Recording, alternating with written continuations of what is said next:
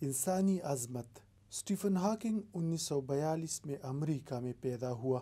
M S C کرنے کے بعد وہ پی ایچ ڈی کے لیے ریسرچ کر رہا تھا کہ اس پر ایک خطرناک بیماری کا حملہ ہوا۔ اپنے حالات کے ذیل میں اس نے لکھا ہے کہ میں ریسرچ کا ایک طالب علم تھا۔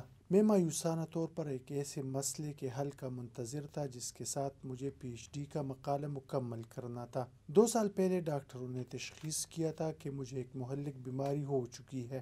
مجھے باور کرایا گیا تھا کہ میرے پاس اب زندہ رہنے کے لیے صرف 1 سال یا 2 سال اور ہے۔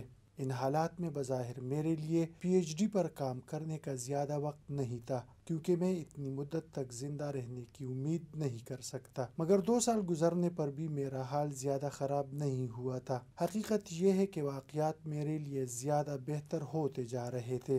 I was a research student desperately looking for a problem with which to complete my PhD thesis. 2 years before, I had been diagnosed as suffering from ALS, commonly known as Lou Gehrig's disease or motor neuron disease, and given to understand that I had only 1 or 2 more years to live. In these circumstances, there had not seemed much point in working on my PhD. I did not expect to survive that long, yet 2 years had gone by and I was not that much worse. In fact, things were going rather well for me.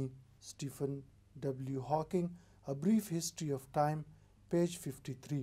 ڈاکٹروں کے اندازہ کے خلاف Stephen Hawking زندہ رہا۔ اس نے اپنی تعلیم مکمل کی۔ اس نے اپنی محنت سے اتنی لیاقت پیدا کی کہ کہا جاتا ہے کہ وہ آئنسٹائن کے بعد سب سے بڑا نظریاتی طبیعت دان ہے۔ آج وہ کیمبرج یونیورسٹی میں میتھمیٹکس کا پروفیسر ہے۔ یہ وہ کرسی ہے جو اب تک صرف ممتاز سائنسدانوں کو دی جاتی رہی ہے۔